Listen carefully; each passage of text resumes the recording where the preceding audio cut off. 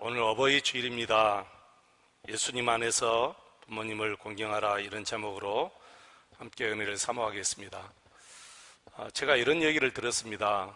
어떤 목사님이 아버님의 장례식을 치르는데 온 힘을 다해서 정말 은혜롭게 행복하게 장례를 치루었답니다. 별 이야기가 아니죠.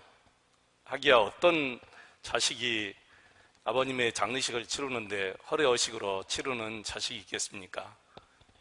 근데 이 목사님의 아버님의 장례식이 특별한 것은 이 목사님이 50이 넘어서 충격적인 얘기를 들었는데 자기가 엎둥이였답니다. 그 얘기를 듣고 너무 충격을 받아가지고 한동안 정신을 차릴 수가 없을 정도로, 그 정도로 큰 충격을 받았어요. 그런데 정신이 들고 나서 보니까 희한하게 그 친부모님을 찾고 싶다, 그런 생각이 들었대요. 핏줄이 이렇게 무서운가 봐요. 그죠? 그래서 이 목사님이 친부모님을 찾았어요. 친부모님을 찾았는데 얼마 있지 않아서 그 친아버님이 돌아가신 거예요. 근데 돌아가시기 전에 그 목사님이 정말 주님의 마음으로 부모님을 가슴에 탁 품고 화해하고 용서하고 너무 행복하게 은혜롭게 아버님의 장례식을 치루었다, 그랬다는 것입니다. 여러분, 자신이 태어났을 때 다른 집 대문 앞에 자신을 버린 부모, 얼마나 마음에 큰 상처가 됐겠습니까? 근데 예수님 안에서 그걸 다 품고 화해하고 장례식까지 이렇게 아주 아름답게 치루었다는 것이 얼마나 좋은 소식입니까, 여러분? 부모와 자식의 관계는 이렇게 특별한 관계입니다. 부모에게 효도해야 한다 하는 것은 어느 나라나 어느 종교나 다 여러분 마찬가지 아닙니까? 다 같은 마음일 것입니다. 효도란 면에서 별로 차이가 없지요. 그러나 그 내면을 들여다보면 엄청난 차이가 있습니다. 그것은 우리 기독교에서는 부모를 공경하고 순종하되 주 안에서 해야 된다, 그렇게 성경은 가르치고 있기 때문입니다. 오늘 본문 1절에 보니까 자녀들아 주 안에서 너희 부모에게 순종하라, 이것이 옳으니라 그랬지요. 여러분, 주 안에서 부모에게 순종하는 것은 어떻게 하는 것이 주 안에서 부모에게 순종하는 것일까요? 여러분, 생각해 보셨습니까? 저는 예전에 이 말씀을 이렇게 배웠어요. 그렇게 또 가르친 적이 있습니다. 부모에게 순종하되 말씀에 어긋나면 순종하지 말라, 이렇게 배운 적도 있었고 또 이렇게 가르친 적이 있었거든요. 저는 이 말씀이 100% 틀리다 이렇게 생각하지는 않습니다. 다른 면에서 제가 말씀을 드리겠습니다. 여러분 잘 들어보시기 바랍니다. 요즘에 부모를 향해서 마음을 닫고 사는 사람들이 꽤 많습니다. 그 중에 우리 그리스도인들도 마찬가지예요. 의외로 우리 그리스도인들이 부모에 대해서 마음의 문을 닫고 관계가 깨어지고 갈등과 상처를 가지고 살아가는 사연들이 너무 많은 거예요. 근데 그 이야기를 들어보면 그 이유가 대부분 부모님의 잘못이다, 이렇게 이야기를 해요. 그러나 여러분 잘 들어보시기 바랍니다. 정말 부모님이 잘못해서 부모의 관계가 끊어진 것일까요? 저는 그렇게 생각하지 않아요. 저는 그것이 착각이라고 생각합니다. 자, 그렇다면 반대로 부모가 흠이 없이 자녀들에게 잘 대해주고 그러면 그 자녀가 부모님을 잘 공경하고 순종할까요? 이것은 분명히 아니거든요. 여러분, 우리 하나님은 우리 아버지시죠. 예수님 안에서 우리 하나님은 나의 아버지예요. 우리의 하나님 아버지는 정말 완전하시고 자비로우시고 은혜로우시고 모든 것이 다 풍성해서 우리 모든 자녀들에게 다 베풀기를 원하십니다. 진짜 완전한 사랑, 완벽한 사랑을 베푸셨습니다. 그렇다면 여러분 정말 하나님 앞에서 효자 노릇 하십니까? 하나님을 정말 잘 공경하십니까? 아니지요? 분명 아닐 것입니다. 우리 하나님 아버지는 언제나 변함없이 나를 사랑하시고 인자하심과 자비로우심으로 지금까지 계속해서 나를 대해 주셨는데, 그럼에도 불구하고 여전히 나는 하나님 앞에서 불효자예요. 하나님의 마음을 아프게 합니다. 이것이 우리의 죄성입니다. 탕자의 비유에 나오는 아버지는 얼마나 여러분 사랑이 풍성한 아버지입니까? 그렇게 사랑이 풍성한 아버지도 우리가 많이 못 볼 것입니다. 그럼에도 불구하고 그런 아버지에게서 탕자가 나왔어요. 그것뿐입니까? 큰아들은 잘했습니까? 아닙니다. 큰아들 역시 아버지의 마음을 모르고 아버지의 마음을 아프게 했잖아요. 이 비유에서 탕자나 큰아들이나 다 우리를 상징한다. 우리가 바로 그렇다 그 말이에요.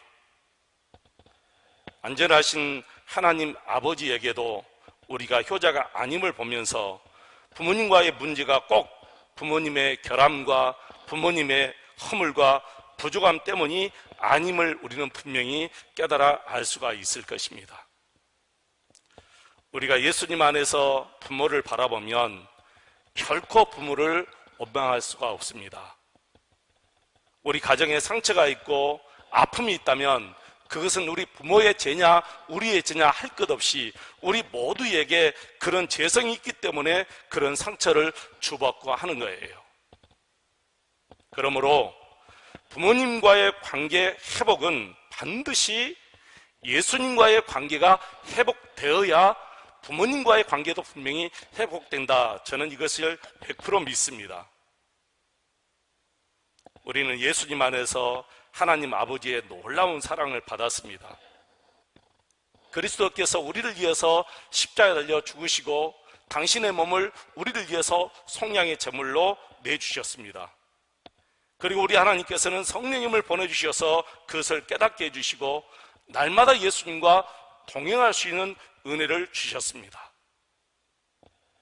이런 은혜를 충만히 받고 살면 세상에 용서 못할 부모가 없고 용서 못할 자식이 없다는 거예요. 저는 작년 다니엘 기도회 때 하루 지금도 잊지 못합니다. 그날 저녁 제가 그런 생각했어요. 차라리 오늘 저녁 내가 이 자리에 안 왔으면 참 좋았을 뻔했다, 그런 생각이 들더라고요. 여러분 혹시 짐작하시지요? 일곱째 날 김영서 작가님이 간증할 때 그분이 친아버지에게 성폭행을 당했는데 차마 제 입으로 말씀드리기 너무너무 곤란한데 그 아버지가 목사였답니다.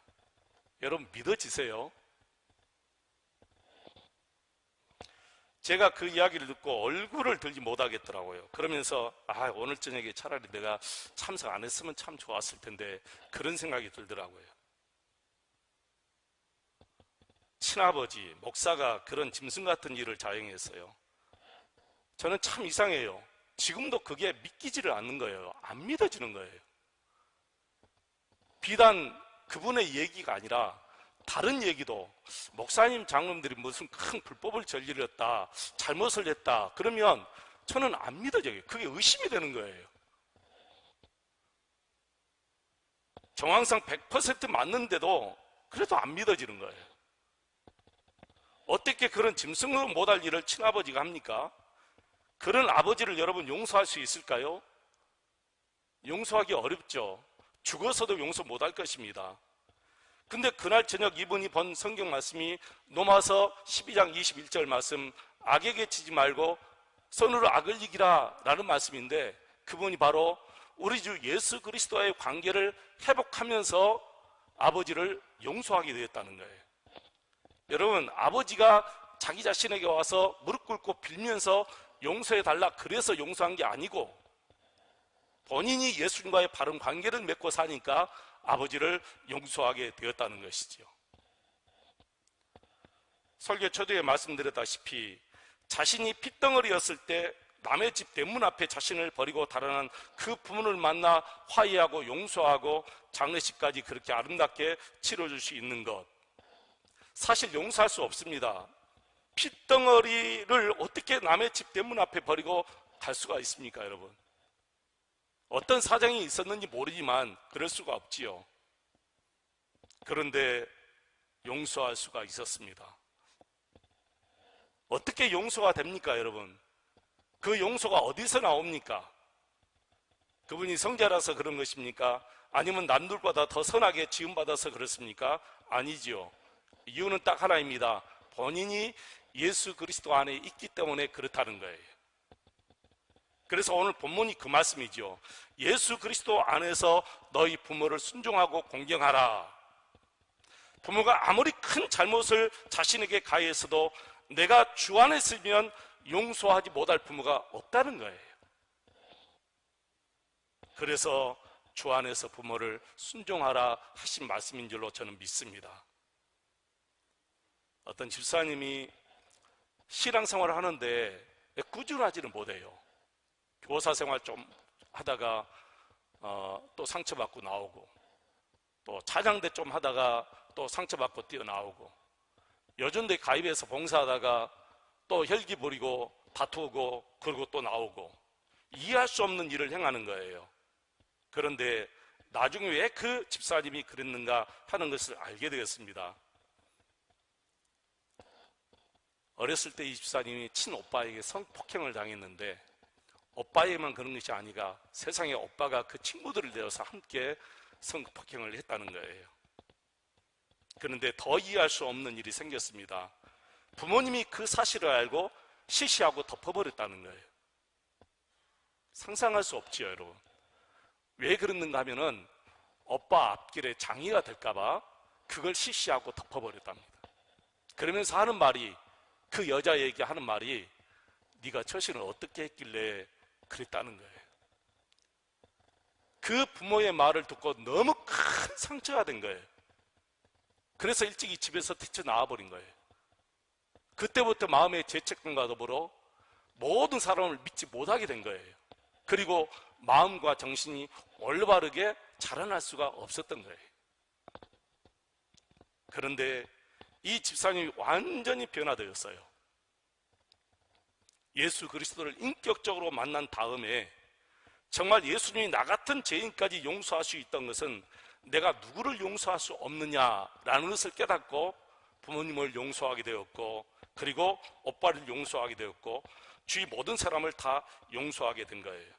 그리고 완전히 달라져 버린 거예요. 너무 밝게 신앙생활을 잘하고 모든 사람들과 관계를 그렇게 행복하게 잘 맺고 살아간다는 것입니다.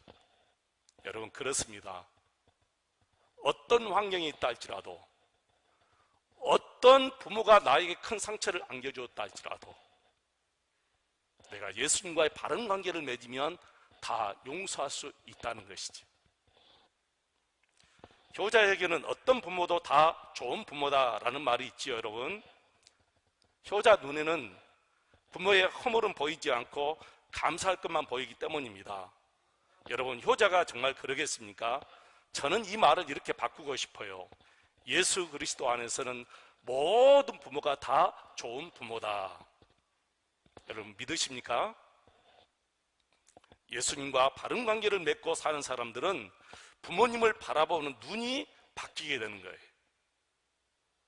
우리가 거듭나기 전에는 부모에 대해서 할 말이 그렇게 많고 허물이 많이 보였지만, 십자가에 사람이 되고 나면 부모님은 오직 감사의 대상이 되는 것이지요.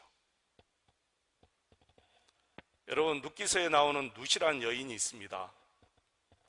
결혼하지 얼마 안 나서 남편이 죽었습니다. 그 시어머니 나무에게는 아들이 둘 있는데 그 두 아들이 다 결혼해서 죽어버렸어요. 남편도 죽고. 그러니까 두 가부와 그리고 시어머니 나오미만 남았습니다.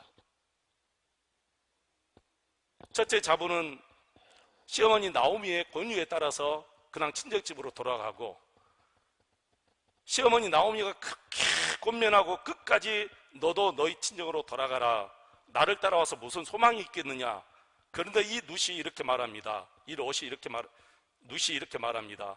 어머니, 나로 하여금 내 친정으로 돌아가라 하지 마십시오. 어머님이 나의 어머님이고, 어머니 섬기는 백성이 나의 백성이고, 어머님 섬기는 하나님이 나의 하나님입니다. 그렇게 고백해요.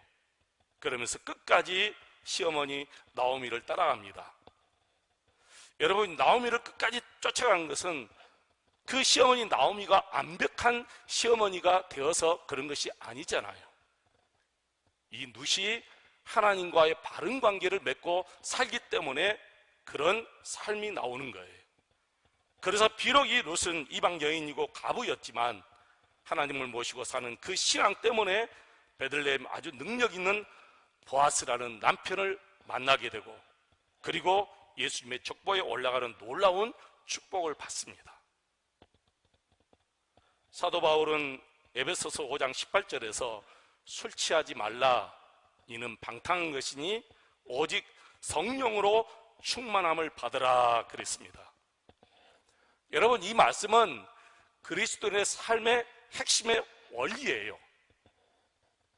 그리스도인의 삶의 핵심의 원리. 그리스도의 삶은 무엇입니까? 그리스도인의 삶은 새롭게 거듭난 삶이잖아요. 이걸 모르는 사람들이 있습니까? 우리 모든 그리스도인의 삶의 핵심은 새로운 삶, 거듭난 삶이에요. 이게 모르는 성도들 없을 거예요. 그런데 우리가 안다고 그렇게 사라지는 것이 아니다는 거예요. 그래서 바울 사도가 술 취하지 말라, 이는 방탕한 것이니 오직 성령의 충만함을 받아라, 이 말씀을 가정의 원리에서 가장 먼저 사용하신 거예요. 이 말씀을 하고 그 다음에 가정의 말씀을 하셨잖아요. 여러분, 그렇습니다. 우리 기독교인의 삶은 전적으로 새로운 삶입니다. 이것을 모르는 것이 아니지만 내가 그렇게 살고 싶다고 사라지는 것은 또 아니에요. 솔직히 여러분의 어떤 의지나 여러분의 어떤 결심이 새롭게 여러분을 만들어 가십니까? 그것은 전혀 아니잖아요. 저도 수많은 결심과 수많은 의지를 가지고 살아보았지만 내 결심과 내 의지로 내가 새롭게 살아갈 수 있었던 건 한 번도 없었습니다. 단 한 번도 없었습니다. 그래서 바울 사도가 말합니다. 오직 성령의 충만함을 받으라. 여러분, 성령 충만이 무엇이지요? 충만은 차고 넘친다는 것이잖아요. 충만, 성령 충만. 그러면 성령이 내 안에서 차고 넘친다는 거예요. 내 가슴에도, 내 마음에도, 내 머리에도, 내 모든 지식에도 오직 예수 그리스도가 차고 넘치는 것을 성령 충만하다고 이렇게 얘기합니다. 그래서 우리가 계속해서 예수님을 평소에 생각하고 살고 그 예수님을 바라보고 사는 거예요. 그게 바로 성령 충만이기 때문에, 그래야만 우리가 거듭난 삶을 살 수 있고 우리가 바로 새로운 그리스도인의 삶을 살 수가 있다는 거예요. 그래서 성경은 말합니다. 사람이 힘으로 능으로 되지 아니하고 오직 성령의 능력으로 되느니라. 그래서 사도 바울은 성령 충만하라, 이 교훈을 가장 먼저 가정생활에 적용하라 말씀하신 것입니다. 우리는 부모에게 효도할 때 성령 충만하여야 함을 명심해야 됩니다. 이 말은 효도의 문제는 구체적으로 어떻게 하는 것이 효도냐 하는 문제가 아니라 효도할 수 있는 그 능력이 어디에서 오느냐 하는 거예요. 효도할 수 있는 능력이 어디에서 오느냐. 효도가 무엇인지 모르는 사람이 어디 있겠습니까? 우리가 다 압니다. 여러분, 효도가 무엇입니까? 모르는 사람이 있습니까? 근데 대부분 많은 사람들이 효도하면 1년에 한 번 어버이날 찾아가서 용돈 드리고 같이 함께 밥 먹고 그걸로 효도 끝입니다. 이런 효도는 불교에서도 할 수 있고 공자, 맹자, 모든 세상의 종교는 이런 효도는 다 할 수 있어요. 근데 우리 기독교의 효도 핵심의 원리는 뭐냐? 예수 그리스도 안에서 그 어떤 부모를 할지라도 조건 없이 사랑하고 조건 없이 공경하는 것이 바로 우리 기독교의 효도의 핵심이에요. 그것을 여러분은 아셔야 돼요. 여러분, 어떤 자식이 어버이날 꽃한송이 사줄 수 없겠습니까? 어떤 자식이 용돈 좀 못 드리고 밥 한 끼 함께 못 먹겠습니까? 그런 효도는 모든 세상 사람들이 다 할 수 있습니다. 그러나 성경에서 말하는 효도, 우리 예수님이 말하는 효도, 정말 우리 하나님께서 주 안에서 너희 부모에게 순종하라, 이 말씀은 예수 그리스도 안에서 그 어떤 부모의 모든 허물도 다 감추고 다 덮고 오직 사랑하라, 공경하라 하신 말씀인 줄로 믿습니다.